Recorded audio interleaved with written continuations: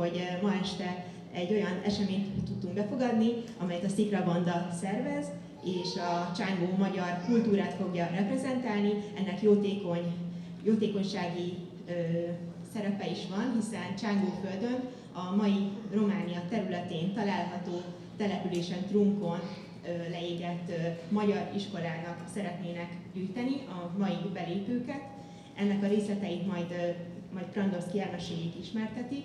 Számunkra a nagykövetségen pedig az a szempont, hogy azon túlmenően, hogy a magyar kultúrát minden hónapban itt a táncegyüttes, a Tiszta Táncegyüttes, a Magnólia Banda, a Szikra Banda, illetve a teljes Washington és DMV-nek a néptáncos közössége használja és bemutatja a magyar kultúrát.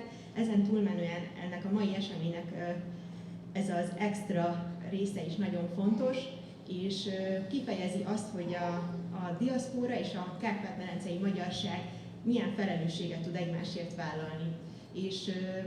És az, hogy a magyar iskola a Csángóföldön, ez biztosítja azt, hogy a gyerekek az anyanyelvükön tanulhassanak, tehát gyorsabban tanuljanak meg írni és olvasni. Ezen kívül pedig ezek a magyar iskolák, amelyek nagyon kicsi falvakban, 1200 fős falvakban találhatóak, ezek biztosítják a digitalizációt, a ablakot nyitnak a gyerekek számára a 21. századra.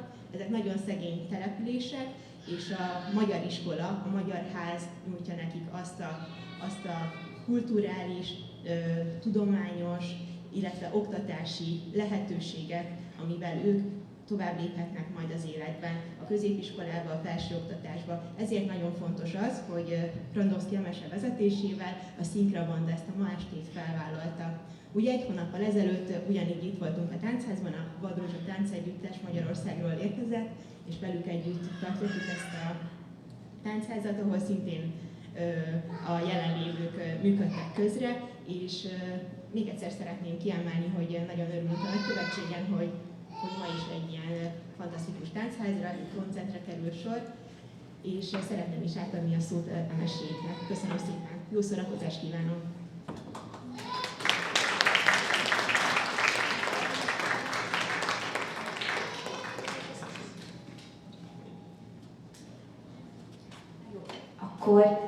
So now I would like to ask Kata Szívós, who is our KGB student, to give a little background about the life of the Csángós. So first, you already started to see some of the pictures that coming from the areas where these people live. Kata and Lily will give an insight how special, how unique this community. It's like a little treasure island. They are a gem in the middle of nowhere. No one knows about them, or very little. Now I ask. So no one really knows about them, or if they do, it's a very little amount. Even Hungarians know about Csángós. So this information gonna be very important. Hopefully, after this little presentation, you will feel closer them to you, and also not just the words but the music, but follows that little presentation Kata and Lily gives, bring this whole community close to you. One more thing, thank you so much for coming. This is amazing that so many of you are here. And as Shushi pointed out, it's really, really important to kind of make the bridges between two diaspora community. Open up the way for you to see them, hopefully taste their music, taste their dances. I was in touch with one of the couple who was here 5 years ago, and they said they are really proud of us, that we are playing their culture and their music, and they were really, really touched by them, and they're gonna think about us tonight. So having them here in Seoul, having you here, which is fantastic, let's start this evening. Kata, could you please start the presentation? Na, jó estét kívánok! Én nem fogok mikrofont használni, mert biztosra megyek, és talán be tudom a teret beszélni. Ahogy már mondta Emese, engem Szivos Katának hívnak, jelenleg a Körösi Csoma ösztöndíjnak köszönhetően vagyok itt, de egyébként táncművész, néptáncpedagógus vagyok, és ennek következtében most bemutatom akkor a prezentációmat, és Szobácsi Lidit fogom majd segítségül hívni, hogy segítsen lefordítani, amit majd mondok. This is Szivos Kata, and she's a Kacsipish for the Hungarian diaspora community here in DC. She's going to give a little introduction to the Csángók, which is the region of music we play, specifically the Etelközi Csángók, and she said that she does not need a microphone because her voice can project loud enough without it. We will see. Szóval az etelközi csángókról fogok beszélni, ezt azért fontos hangsúlyozni, mert hogyha csángókról beszélünk, akkor 3 nagy területet különböztetünk meg, amit a következő dián láthatunk is, hogyha így van, tovább lépünk. Köszönöm szépen, a minőség elnézést, hogy csak így sikerült, mert nincs nagyon jobb minőségi térképünk. So we're going to talk about 3 types of specific Csángók within the Csángó region, because it's important to separate the types of Csángó found in this region. Tehát most én csak az északi és a moldvai csángókról fogok beszélni, ahol egyébként Trunk települése is található, ahol leégett a iskola, bocsánat. So we are going to talk about the northern, or the Csángók from the Moldavanian region, right? Moldavanian region, and where Trunk is also found, which is the town where the Hungarian school burned down. Ugye, ha Moldváról, a moldvai csángókról beszélünk, akkor ez sajnos nem látszik, de ez a moldvai terület, és ez pedig a bukovinai terület. A bukovinaiak az északi csángók, a moldvai csángók, nemes egyszerűen, és a déli csángók, ők más néven a gyimesiek. So the highlighted yellow section is the Csángó region, and to the northeastern is where the Bukovina Csángók are found. And in the center, the central region is the Moldavanian, or as we know it, Moldavanian Csángók, and then in the southern is the Csángók known as Gyimesi. Igen. És ez mind a Kárpátokon túl helyezkedik el. Gyimesi van az 1000 éves határon, erről már szerintem többek hallottak, vagy akár voltak is ott. Gyimesi a határvonal. This region is further past the Carpathian region, but Gyimesi is actually settled on the 1,000-year-old border, which many have heard about before. És ugye a címen is föl volt tüntetve, hogy egy elszigetelt és konzerválódott kultúráról beszélünk. Ez azért tudott kialakulni, mert ugye a Kárpátokon túl helyezkedik el Moldva, és így gyakorlatilag Magyarországról nagyon-nagyon megszűrten és minimálisan jutottak át információk, és így a táncra is, és a zenére is nagyon kevés ráhatása volt a magyarországi fejlődésnek, úgymond. This region is completely separated from the Hungarian culture to the east due to the Carpathian Mountains. So their culture and heritage is really conserved compared to how the small Hungary, or Hungary's border that we know today, how much they modernized their dances and culture with the years, throughout the years. Igen, és akkor mehetünk tovább a következő diára. És akkor most csak a moldvai csángókra szűkítem le, mert nincsen 2 óránk. So we're only going to talk about the Moldavanian Csángók because we don't have an eternity, because that's really how rich their culture is. Igen, tehát hogy a csángó szó eredete, ez azt jelenti, hogy kerengők, azért, mert ők voltak a keleti határperemvidékre kiküldött határőrök. Tehát ezért ez lett a nevük. Mondjam? Yeah.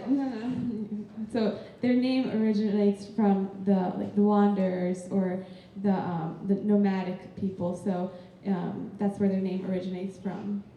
És ezért a nyelvezetük is nagyon-nagyon archaikusan maradt fönt, tehát mi kis-magyarországi magyarok nehezen tudjuk őket megérteni, mert az Ómagyar Mária síralom kori nyelvezetet használják, ami ugye azért magyar és finnugor keverék volt. So their language, their dialect is even hard for some small little Hungarians to understand because small Hungarians language originates from the Finno-Ugric or the Omária period versus their dialect really due to the geography stayed in the past. Igen, a nyelvújítás csak Gyimesig terjedt el, tehát ott nem ennyire erős a dialektus nyelv. Gyimes did receive some of the modernizations to the language, so there it's more mixed with the new and the old versions of Hungarian. És ennek köszönhetően Gyimesből sokkal több népköltészeti mese és balladák maradtak fönt, zeneileg is és dallamilag is, Moldvából sokkal kevesebb. And for this reason, it was much easier for Hungarians to conserve the dances and the games and the songs from Gyimes because there were fewer language barriers compared to the Moldavanian, and where the dialect is much stronger. Mehetünk tovább is, köszönöm. És akkor a viseletről pár szót, aztán tényleg nem húzom tovább, csak még a táncról is egy pár szót, de az csak tényleg nagyon-nagyon keveset, mert utána látni fogjátok, vagy látni fogják, elnézést. So just a few words because we're actually going to see, obviously, as seen on us, their traditional folk costumes. Igen. Tehát ugye női viseletre jellemző alul a pendely, ami ugye gyakorlatilag az alsó neműnek volt megfelelő, utána a széles öv, ami ez a része a viseletnek. So the first layer of the clothing is the underskirt, which is seen on all of us, and then also what comes over the underskirt is the thick waistband, which is what holds the skirt to the body actually. Ezt követi egy hosszú ing, ami egészen tért középig ér, ez az alsó szoknya és az ing egyben, és erre jön föl a katrinca és a bernyéc, ami pedig a külső borítása a szoknyának. So then on top of the underskirt, it really is almost a form of undergarment actually, comes a long shirt, which is the first layer of the underskirt. And then on top of that comes the woven katrinca skirt, and that is also secured with a waistband. Ez egy lapszoknya, tehát nincs összevarva, így kétesélyes, hogy rajtunk marad, vagy nem. Ez azon múlik, hogy a bernyécet milyen szorosan és milyen technikával tudjuk megkötni. Mi reméljük, hogy megtudtuk, és nem fog leesni. So this is just this is just a sheet skirt, so it's not pulled together or cinched together. So based on if it's going to stay on you or not is how tight you tie it with the waistband. És ami még nagyon jellemző a női viseletre, hogy a válfoltos, tehát a válluk ki van varva, hogy emesén is nagyon szépen látszik. So the Moldavanian folk costume is seen on emese today, and what is very typical for this region is that the sleeves are extremely embroidered from the shoulder down to the wrist. És még egy, ami csak a moldvai viseletre jellemző, nem a fejkendő, ami most látható és rajtunk is az lesz, hanem a kerpa, ami egy hosszú fehér lepel, és ez azért fontos, mert ezt csak a lányok viselhették, és egészen addig fehér volt a kerpa, ameddig el nem kéltek, utána, amikor megkérték a kezüket, akkor vörösre festették a végét, és onnantól kezdve, hogy megházasodtak, onnantól kezdve nem lehetett ezt a kerpát hordani. So the girls who have not been wedded in Moldavanian region would actually not wear a headscarf seen on us, but a white headscarf which is actually hanging behind us. Yeah. It's called kerpa, and until when they got engaged, they would paint the bottom half red, and then once they are wedded, then they take it off, and that's a sign that they are actually married. So it's only for younger women. És hát itt izgalmasabb a női viselet, mint általában mindenhol. Gyorsan elmondom a férfit, ott szűk nadrág, régebben harisnyát viseltek, vagy posztót télen, és bőújú hosszú ing, és akkor nekik is derékban egy vastag övvel van elkötve a derekuk, ami vagy szőttesből, vagy bőrből áll. So as pretty much in every region of folk clothing, the male traditional clothing is much simpler to the women. There they also wore long shirt that reached the knees. Underneath, if in good weather, they would wear tights, and then in the winter they would wear a thicker pant, and they also had a waist belt. És akkor az utolsó dia az arról szól, hogy miért olyan jellegzetes a moldvai tánc élet és azok a formák. Ez megint csak oda csatolódik, vagy oda kapcsolódik, hogy nagyon elszigetelt ez a kultúra, és emiatt nagyon archaikusan, nagyon ősi formák maradtak fönt, tehát innen csak kör és lánctáncokat ismerünk, valamint egy-egy picit bonyolultabb, de ez is maximum 2 részből álló vonulós táncokat, azaz jártatókat. So because of how separated the Moldavanian region is, we rely on the archives of the dances, which is much less compared to other eastern regions. And so for this reason, what's practiced most today are the circle and the line dances. And there is some archives about also like a wandering dance, but it's much less preserved than compared to the circle dances. És ezek a táncok nem a virtuozitásról szólnak, nem is engedi meg a viselet, hogy akármilyet csináljunk, tehát hogy nem véletlen az, hogy ez egy sokkal kevesebb motivumkészletet, vagy sokkal szűkebb motivumkészletet használ, mint akár egy kismagyarországi tánc.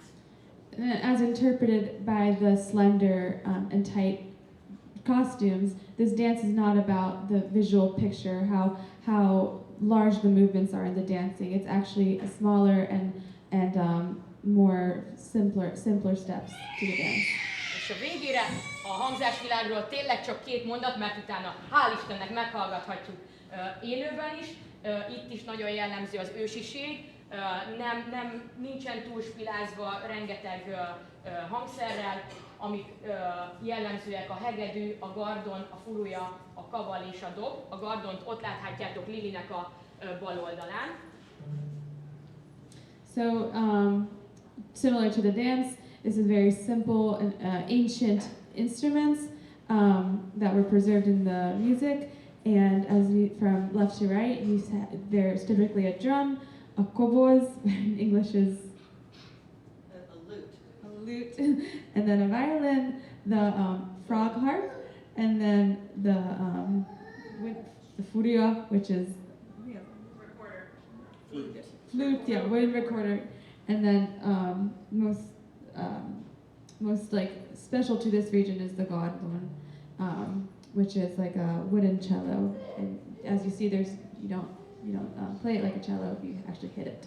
Tehát nagyon sok hasonlóság van, és nagyon sok ritmus hangszert használnak, ami gyakorlatilag leképezi akár a szívverésnek a ritmusát, meg egy folyamatos megnyugtató egységet ad. És csak egy történet, és akkor tényleg befejeztem, hogy a gardon egyébként onnan ered, hogy régen, mivel hogy nem volt túl sok hangszer, a szekrény oldalán verték az alapritmusát, és a szekrényre került először húr, és abból csupaszodott le aztán a gardonra ez a hangszer. And this is an interesting story of how the gardon originated. You will see in our music that the music really gives a rhythm for the dancers. So all the instruments play together, rhythmic based. And before the gardon was made, people would hit the wooden the gardrobes or the wooden closets, basically. And then from that, they took the wood and actually made an official instrument for it. És akkor mehetünk is tovább, és köszönöm szépen a figyelmet, köszönöm szépen Lili, és akkor még folytatódjon az most már.